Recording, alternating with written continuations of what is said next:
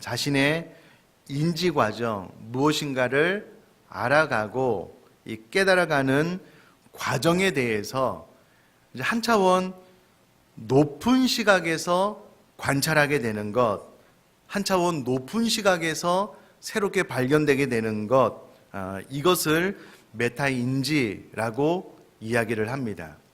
예를 들면 우리가 어떤 미로에 들어가면은요, 이제 땅에 발을 딛고 그것이 벽이 되었던 나무가 되었던 어떤 그 미로 안에 들어가서 길을 찾으려고 그러면 잘 보이지 않잖아요. 그런데 높은 곳에 올라가서 그 미로를 내려다보면 출구가 금방 보이는 것처럼 우리들의 인생에서 이제 2차원적인 어떤 시각을 가지고 해결할 수 없었던 어떤 문제들에 대해서 보다 높은 차원에서 내려다보면 출구가 보이고 또 문제, 해결점이 보이게 되기 때문에 오늘날 이 메타인지라는 새로운 단어가 우리 모두에게 잘 알려져 있는데요. 오늘 본문 말씀이 바로 이 에베소 교회에 당면한 문제를 해결하는 어떤 그 메타인지를 주는 귀한 말씀인 것 같습니다. 자, 우선에 지난주에는요, 우리 에베소서 2장 1절부터 10절까지 말씀을 통해서 허물과 죄로 죽었던 우리들을 예수 그리스도의 십자가 보혈로 이제 되살려 하나님의 자녀 삼아 주신 하나님의 은혜, 은총으로 인하여 우리가 구원을 선물로 받았다라는 것을 말씀을 드렸고요. 오늘은 이어서 이 과거에 소망 없이 살았던 이방인과 유대인들이 예수 그리스도의 십자가 사건을 통하여 유대인과 이방인들이 하나 되어 지게 되었고, 또 죄로 말미암아 하나님 앞으로 나아갈 수 없는 우리들 예수 그리스도의 십자가의 보혈로 인하여 용서해 주셔서 하나님과 우리 사이의 화평을 가져다 준 것에 대한 이야기가 오늘 본문에 잘 기록이 되어져 있습니다. 제가 이 말씀을 준비하면서 이 에베소 교회가 처음에는 잘 몰랐는데요, 시간이 지나면 지날수록 참 어떻게 하나 될 수 없는 어떤 그 거대한 장벽 가운데 부딪혀 있고, 이 부분을 해결하기 위해서 사도 바울이 참 많은 고민이 있었겠다라고 생각을 하게 되었는데요. 예를 들면 이런 것 같습니다. 자, 우선에 유대인들에게 있어서요, 이방인들은 제 표현이 아니고 성경의 표현 그대로, 그러니까 동네를 가끔 지나다니면서 이렇게 보게 되는 개, 그것과 똑같이 생각을 했습니다. 그러니까 유대인들에게서 있어서 이방인들은 마치 그냥 네 발로 걸어다니는 개와 같은 겁니다. 심지어는 유대인들 가운데요, 이방인들은 지옥의 불쏘시개 땔감으로 사용하기 위해서 하나님께서 만드셨다, 그런 인식을 가진 사람들도 있었습니다. 뿐만 아니라 본인은 유대인으로서 선민 사상이 너무 강해서 유대인 외의 모든 이방인들과 자기 자신을 구별하여 어떤 그 쓸데없는 높은 자존심만을 내세우는 그런 상태에 있었고요. 아니, 그렇게 주장하는 유대인들이 이방인들이 보기에 하나도 부러운 것이 없습니다. 로마의 압제 통치하에 있었고요. 이 에베소서가 기록되고 난 이후에 한 몇 년 뒤에 이 예루살렘 성이 이제 몰락, 이 이스라엘 백성들이 멸망하게 되는 그런 일을 당하는데, 대수롭지도 않은 그 소수의 민족들이 자기의 높은 자존심을 가지고 자꾸 이야기를 하니까 좋아 보이지가 않는 거예요. 그러니까 예수 그리스도를 믿어 거듭나서 한 교회 안에 있음에도 불구하고 전혀 하나 되지 못하고 각자의 길을 가는 이런 에베소 교회 성도들을 향하여 너희들을 구원하신 목적이 무엇이냐? 만유의 통일을 하나 되게 하는 것이다 라는 것을 계속해서 사도 바울이 이야기를 하고 있거든요. 예를 들면 이런 것 같습니다. 제가 얼마 전에 한번 말씀을 드렸는데요, 저희 가정이 이제 개인적으로 또 친분도 있고 후원하는 일본에서 사역하는 이제 선교사님이 계시는데요. 이 선교사님이 그 신학교에서, 일본 신학교에서 공부하고 지금 이제 담임으로 가게 되셨는데요. 그 신학교에서 프로그램 가운데 하나로, 일본의 교회는 대부분 작은 교회고 자립한 교회도 많지 않은데 한국 교회는 뜨거운 열정이 있잖아요. 대형 교회도 많고, 그래서 프로그램 가운데 하나로 한국에 와서 좀 한국 교회를 배울 수 있는 그런 프로그램을 만들어서, 그래도 이제 저희가 후원하는 선교사님이 한국에 있다 오셨기 때문에 이제 이 프로그램을 주도하게 되었습니다. 그래서 일본에 계신 그때 당시에 이제 신학생들, 여러분 일본에는요 신학생들이 너무 귀합니다. 목회자들이 교회 대비 부족하거든요. 그러니까 얼마나 신앙이 뜨겁겠어요. 또 하나님 앞에 헌신하신 분들이겠습니까? 그래서 이분들을 모시고 이제 한국에 와서 대형교회도 보고 또 새벽교회도 보고 하는데 가는 곳마다 깜짝깜짝 놀라는 거예요. 어떻게 이렇게 큰 교회가 있냐고. 어떻게 이렇게 새벽 5시에 이렇게 많은 사람들이 와서 하나님 앞에 기도하는지 깜짝깜짝 놀라는 거예요. 그러다가 전쟁 기념관에 모시고 갔어요. 그래서 이제 일본이 우리나라에 대해서 이제 어떤 일을 했는지 설명을 쭉 듣는데 도저히 수용이 안 되는 거예요. 들어오지가 않는 거예요. 왜냐하면 어렸을 때부터 본인이 자라면서 교과서에서 배워왔던 전쟁에 대한 내용과 우리 한국에 와서 말하는 내용이 너무나도 관점이 차이가 큰 거예요. 이게 아니라는 거예요. 뭔가 오해가 있을 거라고 받아들일 수가 없는 겁니다. 자, 그러면 그분들에게 믿음이 없느냐? 아니라니까는요. 그 척박한 땅 일본에서 그래도 목회자가 되기로 헌신을 해서 신학을 공부하고 있으니 믿음이 있을 것 아니겠습니까? 또 하나님 앞에 열정이 있기 때문에 한국교회를 배우기 위해서 한국 땅까지 오지 않았겠습니까? 그럼에도 불구하고 역사에 대해서는 생각을 바꿀 수가 없는 거예요. 왜냐면 어렸을 때부터 태어나서 교과서를 통해서 배운 그 전쟁에 대한 내용이 한국에서 말하는 내용과 너무나도 큰 차이가 있거든요. 그러니까 아닐 거라는 거예요. 뭔가 오해가 있을 거라는 겁니다. 그러니까 결국은 믿음이 있지만 신앙이 있지만 동일하게 하나님 앞에 기도하고 목회자의 길을 가기 위해서 헌신하신 분들이지만 그래도 전쟁 역사에 대해서는 일치를 보지 못하는 겁니다. 그러니까 이와 같이 유대인들 가운데 거듭났어요. 이방인들 가운데 거듭났습니다. 예수님을 믿어요. 안 믿는 게 아닙니다. 구원의 간격도 있을 수도 있겠지요. 그럼에도 불구하고 어떤 부분에 대해서는 도저히 일치가 안 되는 생각이 있는 거예요. 유대인들은 유대인 나름대로, 이방인들은 이방인 나름대로의 높은 벽이 있어서 이 벽을 허물어뜨리지를 않는 겁니다. 늘 생각하는 것은 너희와 우리가 다르다.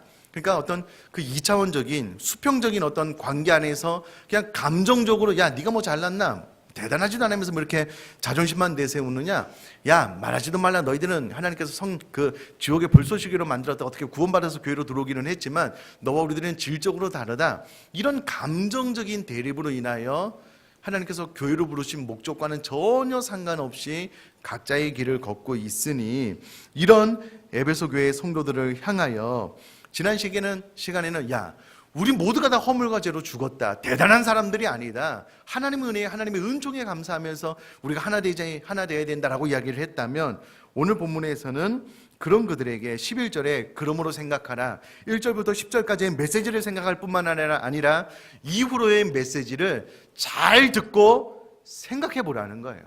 그러면 너희들의 단순한 생각을 뛰어넘어서 메타인지 더 높은 관점에서 현재의 이 삶에 당면한 문제들을 새로운 관점으로 바라보지 않으면 이 하나 되지 못하는 문제가 해결될 수 없다라는 마음으로 사도 바울이 11절 이하에 계속해서 교회 하나됨에 대해서 이야기를 하고 있는데요. 가장 먼저는 이방인들을 향하여 갓 성도로 변화받아서 교회의 구성원이 된 이방인들을 향하여 너희들이 과거에는 그리스도 밖에 있었다. 유대인들이 그렇게 말해서 기분 나쁠 줄은 모르겠지만 사실상 그리스도 밖에 있었다.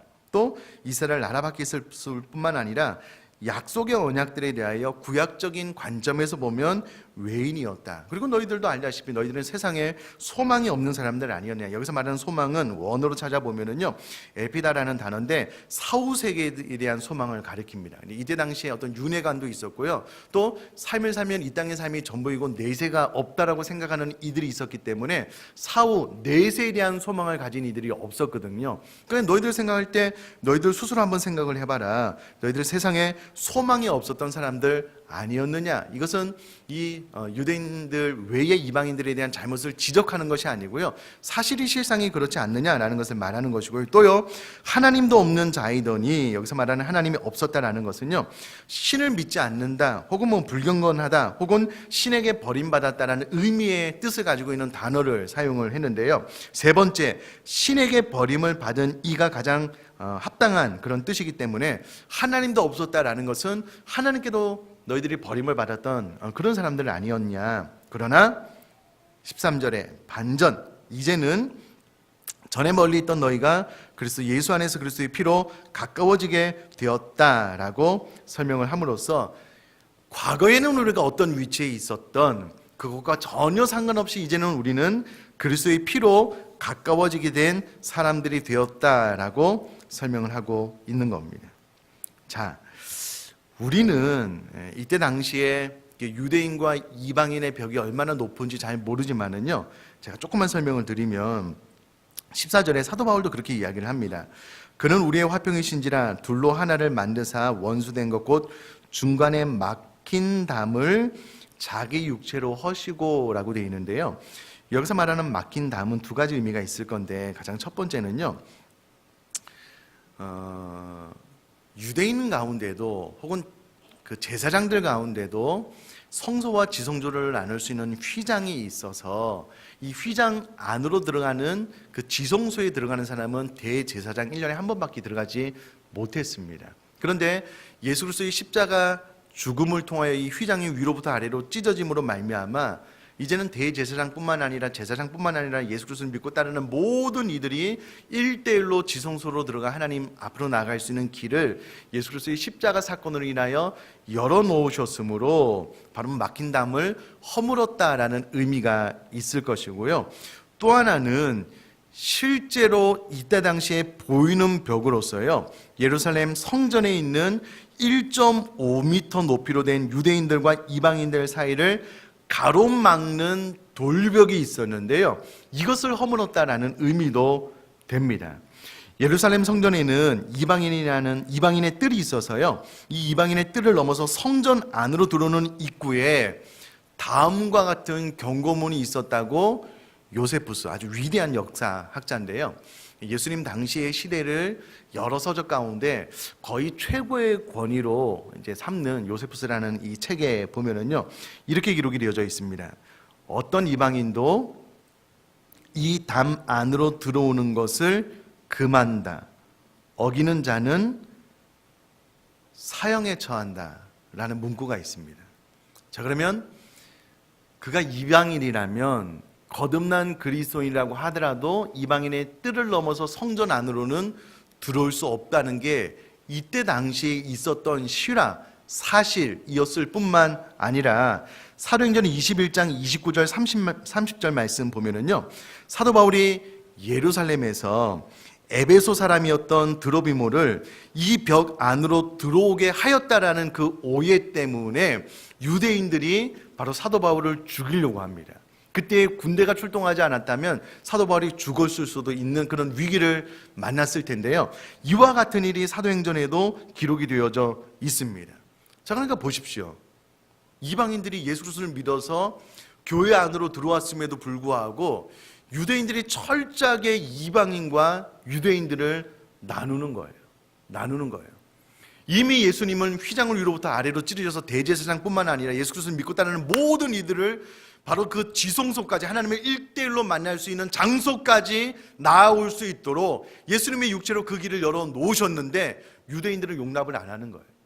그렇게 하면 죽이겠다는 거예요.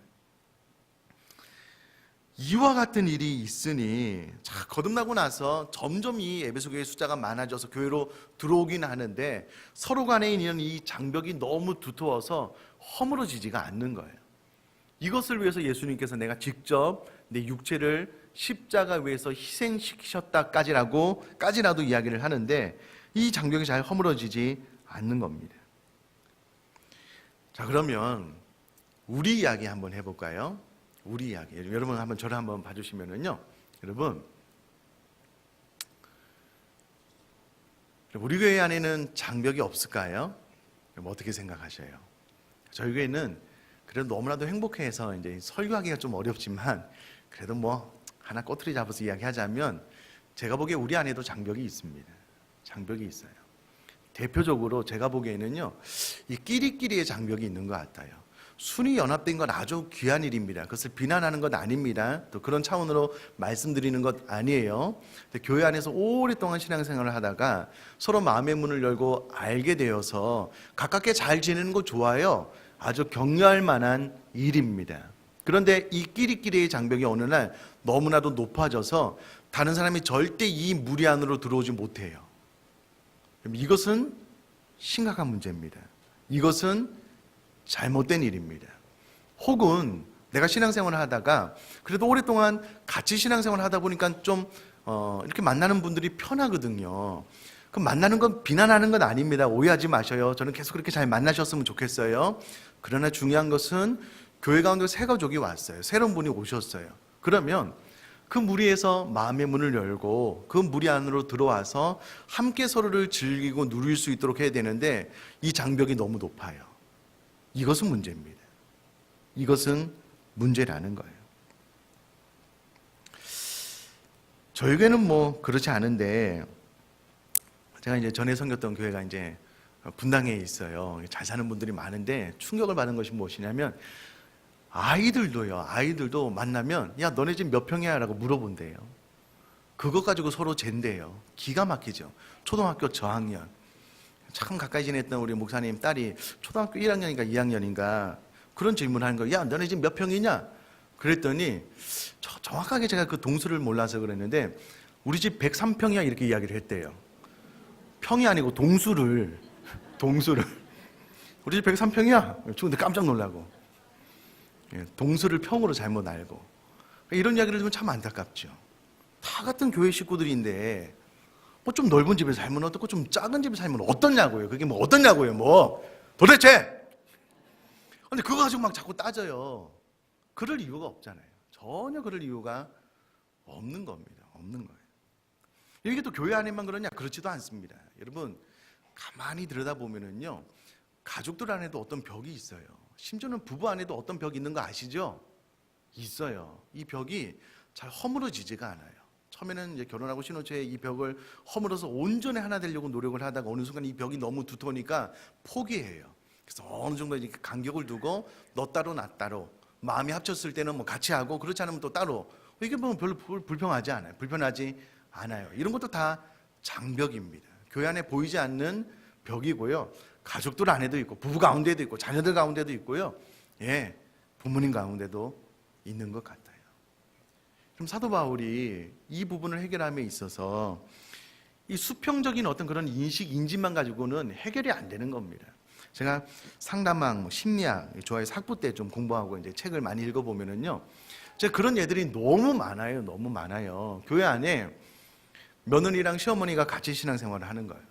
시어머니가 이제 교회 오면은 천사예요, 천사. 많은 사람들에게 너무나도 상냥하고 친절하고 막 목사님에게 순종적이고 너무 잘하는 거예요. 근데 집에만 돌아가면 돌변하는 거예요. 막 며느리가 도저히 이해가 안 되는데, 도저히 왜 그러는지 모르겠대요. 아니 신앙이 있고 믿음이 있고 하나님 앞에 기도하는 분인데 교회랑 집에 있을 때 모습이 너무나도 다르다는 거예요. 아들 편만 들고, 물론 아들이 귀하기는 하겠죠. 며느리를 좀 위해주고 좀 존중해주고 이렇게 하면 좋은데 그렇지 않다는 거예요. 장벽이 있는 거예요. 장벽. 그럼 둘 다 신앙생활을 안 하느냐? 그렇지 않아요. 예배 잘 드리고 기도 열심히 합니다. 그럼에도 불구하고 이 장벽이 잘 허물어지지 않는데 중요한 것은요, 이것을 인간적인 어떤 감정, 인간적인 느낌으로 대하려고 하면 도저히 장벽을 무너뜨릴 수가 없어요. 또 어떤 분들은 여러분 신앙생활을 하다 보면 상처를 받는 경우가 있습니다. 다른 사람이 나에게 의도적으로 상처를 주려고 하지 않았음에도 불구하고 나 스스로 상처를 받는 부분이 있어서요, 상대방은 나에게 상처를 준지도 몰라요. 그러니까 혼자 벽을 쌓고 있는 거예요. 그런 문제가 있고요. 또 실질적으로 교회 신앙생활 하다 보면 하나님의 일을 하기 위해서 열심히 냈음에도 불구하고 각자 의견이 달라서 대립되는 경우가 있거든요. 그러면서 마음의 아픔을 경험을 해요. 상처가 돼요. 이게 또 벽이 되네요. 이것을 자꾸 기도하면서 이것을 좀 허물어 나가고, 그럼에도 불구하고 주님께서 우리를 있는 모습 그대로 받아주신 것처럼 우리가 서로를 있는 모습 그대로 받아주려고 기도하고 이 장벽을 허물어서 하나 돼야 되는데 자꾸 내 감정이 나가는 거예요. 내 생각이 나가는 거예요. 그러니까 도저히 하나가 되지 않아요. 용납이 안 돼요. 용서가 안 돼요. 그러니까 마치 미로에 갇혀서 내 생각만 가지면 출구가 보이지 않는데 메타인지 높은 곳에서 내려다 봐야 되는데, 그 부분에 대해서 사도 바울이 인간적인 결심, 인간적인 어떤 시각만 가지고 이 부분이 해결될 수 없다. 무엇을 생각해야 되느냐? 이 부분을 해결하기 위해서 예수님께서 자신의 육체를 십자가 위에서 희생시켜 주셨다. 십자가 위에서 우리를 위하여 그 거룩한 보혈을 흘려 주셨다라는 것을 기억하라는 겁니다. 그럼 이것을 믿음으로 잘 기억하지 않으면요, 우리 사람은 감정의 동물이기 때문에 사람을 만나면서 이렇게 당하게 되는 이 감정의 아픔을 이겨나갈 수가 없어요. 어느 순간 내 아픔, 또 내가 느끼는, 또 내가 쉽게 반응하려고 하는 것보다 사실은 이 부분을 해결해 주기 위해서 예수님께서 십자가를 지셨지, 그 거룩한 보혈을 생각하면서 비로소 내 자신을 컨트롤하게 되거든요. 내 감정을 이겨나갈 수 있게 되거든요. 그러나 이 십자가 보혈을 생각하지 않으면요, 우리 모든 사람이 내가 바다처럼 넓은 마음을 소유하고 있다고 착각하지만 그렇지 않습니다. 정말 그렇지 않아요. 그러니까 계속해서 부딪히고 담은 높아지고 두터워지는 거예요.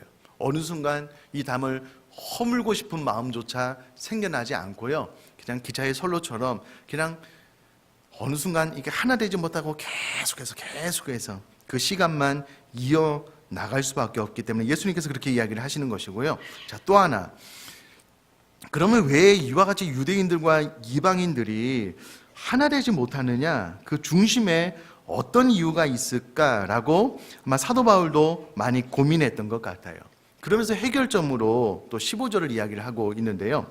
자, 15절 말씀 제가 한번 읽어보면은요, 법조문으로 된 계명의 율법을 폐하셨으니 이는 이 둘로 자기 안에서 한 세 사람을 지어 화평하게 하시고라고 이야기를 하고 있습니다. 자, 이게 무슨 말이냐면, 저를 한번 봐주시면은요, 이 법조문이라는 단어는 이 도그마신이라는 단어가 쓰여졌는데요, 규정, 명령 등을 의미하는 도그마의 복수형입니다. 그러니까 법조문이라는 것은 규정, 명령문들을 이렇게 명령을 모아놓은 것인데, 이 안에 세세한 율법의 규정들이 있습니다. 특별히 하나님께서 정하신 것도 있지만 또 유대인들이 필요 이상으로 만들어서 넣어놓은 것들도 있는데, 이 가운데 하나님께서 율법을 폐하신 것이 있다라는 겁니다. 대표적으로 무엇이 있냐면 제사. 다시 반복해서 드릴 필요가 없어요. 예수 그리스도의 그 거룩한 보혈이, 산제물이 단 한 번으로 완벽하기 때문에 제사를 폐하셨고요. 할례, 하나님께서 할례도 폐하셨습니다. 예루살렘 공회를 통해서요, 이방인들에게 할례를 강요하지 말자라고 결의를 했는데 이미 하나님께서 할례를 폐하셨고요. 또 하나는 음식. 여러분, 오늘날 그 이슬람, 모슬렘들과 또 다른 사람이 차별되는 것, 그 핵심 가운데 하나가 음식입니다. 음식. 돼지고기, 이야. 음식으로 구별을 하거든요. 유대인들도 그와 같은 일이 있었는데, 사실은 이와 같은 부분을 극복해내기가 쉬운 것은 아니었습니다. 예를 들면 하나님께서 베드로에게 이방인들에게도 성령이 내린다, 가서 복음을 증거하라라고 이 베드로의 의식을 바꾸기 위해서요, 환상 가운데 이 보자기에 쌓인 부정한 짐승들을 내려줘요. 보자기가 열려서 보니까 굽이 날리고 이 부정하에서 베드로가 한 번도 먹어보지 못한 그런 짐승들을 이 눈앞에 이제 보자기가 펼쳐지면서 환상 가운데 하나님께서 보여주시고 잡아 먹으라는 거예요. 베드로가 절대 먹을 수 없다는 거예요. 나 이와 같은 것을 먹지 않았다는 거예요. 또 잡아 먹으라는 거예요. 나 이거 못 먹는다니까는요. 그러다가 환상이 사라져서 고민 가운데 있는데 고넬료가 보낸 이방인들이 와서 우리에게 말씀을 좀 전해달라는 거예요. 가서 말씀을 전했더니 성령님이 임하시네요. 그 과정을 통하여 베드로도 비로소 이방인들에게 성령이 내린다라는 그 의식의 문이 좀 열리게 되었거든요. 그러니까 믿음과 신앙이 있어도 의식을 바꾸는 것이 이렇게 쉬운 것이 아니다라는 것을 볼 수가 있는데, 어찌되었건 이 음식도 하나님께서 다 폐하셨는데, 유대인들은 이방인들을 향하여 자꾸 너희들 왜 할례를 받지 않느냐, 음식의 문제, 또 이런 문제로 자꾸 시비를 거니 아니라는 거예요. 다 폐했다는 거예요. 다 성령 안에서 하나 되게 하기 위해서 예수님께서 십자가에서 그 보혈의 값비싼 대가를 지불했다라고 이야기를 하고 있는 것입니다.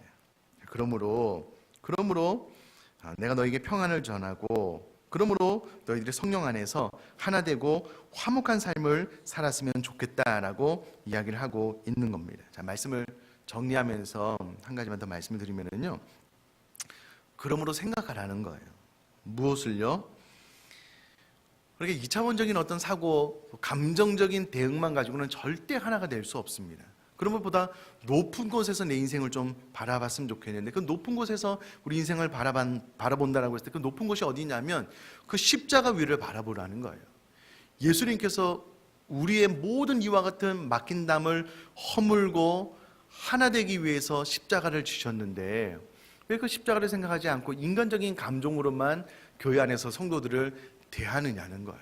메타인지 높은 곳에서 그리스도의 십자가가 나로 하여금 하나 되게 하기 위해서 희생하시고 또 내 죄 문제를 해결해 주시기 위해서 치르신 값비싼 대가임을 기억하고 현재 당면한 하나 되지 못한 문제를 바라보라는 거예요. 그리고 계속해서 생각하라는 거예요. 그리고 결론적으로 화목해야 되라는 겁니다. 화목하라는 거예요. 저는 우리 모든 의정부 비정계 성도님들이 절대 우리 서로 간에 여러분 신앙생활 하다 보면 왜 아픔이 없겠습니까? 저도 잘못하는 일이 있었을 거고요. 저도 상처 준 일이 있었을 거고요. 저도 목사지만 상처받는 일들이 있었습니다. 그러나 그것에 묶이지 않잖아요.